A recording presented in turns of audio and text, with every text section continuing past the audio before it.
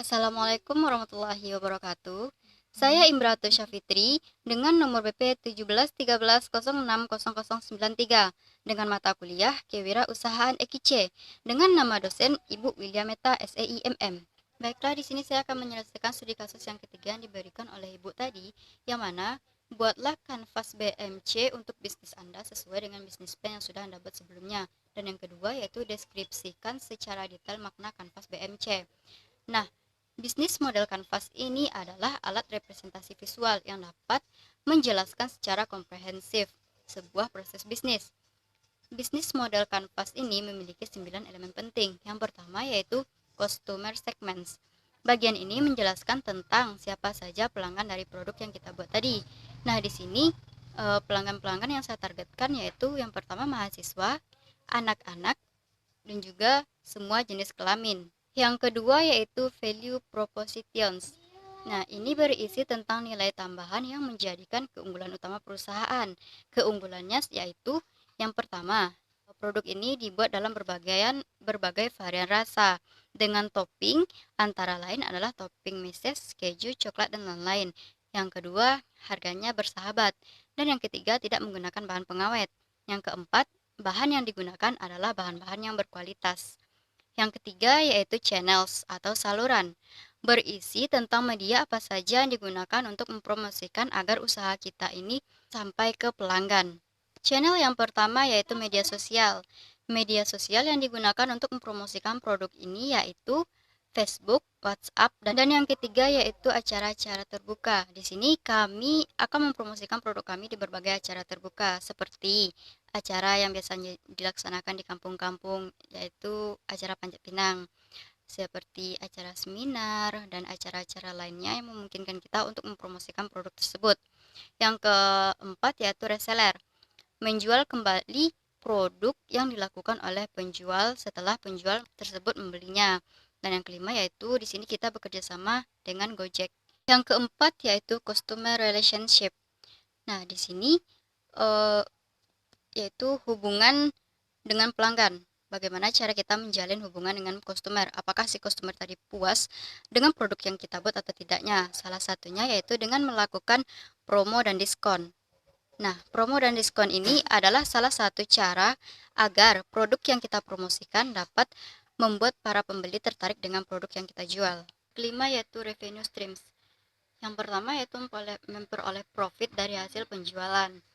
Nah, di sini kami memanfaatkan keuntungan dari hasil penjualan produk tersebut dan kemudian keuntungan tadi digunakan kembali untuk modal produksi dari produk yang telah diperjualbelikan. Yang kedua yaitu bagi hasil dengan reseller. Nah, jadi keuntungan yang dihasilkan tidak hanya dijadikan sebagai modal produksi kembali, namun di sini kita juga akan membagi hasil dari hasil penjualan tadi. Selanjutnya yaitu yang keenam, key activities. Nah, di sini dia membahas mengenai kegiatan apa saja yang dilakukan oleh suatu perusahaan. Yang pertama, membeli bahan-bahan yang diperlukan. Dengan pembelian bahan-bahan ini, kita membeli bahannya ke toko perlengkapan kue-kue. Dan yang kedua yaitu mempromosikan produk yang diperjualbelikan. Tujuannya untuk memperkenalkan produk ini ke pelanggan. Yang ketiga yaitu produksi, adalah salah satu proses di mana nantinya akan menjualkan produk dari hasil produksi tersebut. Yang keempat, open reseller. Nah, di sini kami membuka open reseller tujuannya untuk membantu kita dalam penjualan produk yang kita buat nanti. Selanjutnya yaitu yang ketujuh adalah key research, berisi tentang penataan sumber daya manusia dan penataan proses operasional yang harus diperhatikan saat membuat bisnis model kanvas ini. Yang pertama yaitu adalah modal. Nah, modal ini sangat berperan penting dan sangat diperlukan dalam mendirikan sebuah usaha. Yang kedua yaitu tenaga kerja. Tenaga kerja dalam proses pembuatan produk ini yang melakukan pembuatannya adalah owner dan keluarga. Yang ketiga yaitu tempat produksi. Nah, tempat produksi ini dilakukan yaitu di rumah si owner sendiri. Dan yang keempat yaitu jaringan.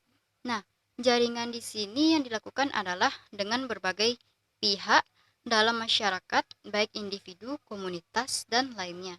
Yang selanjutnya yaitu yang kedelapan yaitu key partnership, yaitu partner kerja dalam mendukung produk yang kita buat. Nah, yang pertama yaitu pemilik toko perlengkapan kue. Selain untuk memenuhi perlengkapan untuk pembuatan produk yang dibuat, nah di sini kita juga bekerja sama untuk pembelian bahan-bahan tersebut. Dan yang kedua yaitu reseller, membantu dalam penjualan produk yang kita buat. Yang ketiga yaitu pemilik warung. Di sini kami juga bekerja sama dengan pemilik warung tempat penitipan hasil produksi. Dan yang keempat yaitu ojek online melalui Viago. Dan yang terakhir yaitu cost structure. Nah, yang pertama di sini biaya-biaya yang dibutuhkan adalah yang pertama biaya bahan baku. Biaya yang dikeluarkan terkait dengan pembelian kebutuhan bahan untuk pembuatan donat dari toko perlengkapan kue. Dan yang kedua yaitu biaya pemasaran. Biaya ini digunakan untuk kegiatan mempromosikan produk. Dan yang ketiga yaitu biaya operasional. Nah, biaya operasional ini terkait biaya yang berhubungan dengan produksi, listrik, dan pemasaran. Yang keempat yaitu biaya kemasan. Nah, biaya ini dikeluarkan untuk pembelian kemasan dalam produk.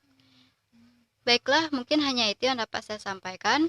Mohon maaf atas segala kesalahan. Saya akhiri dengan wabillahi taufik wa hidayah. Wassalamualaikum warahmatullahi wabarakatuh.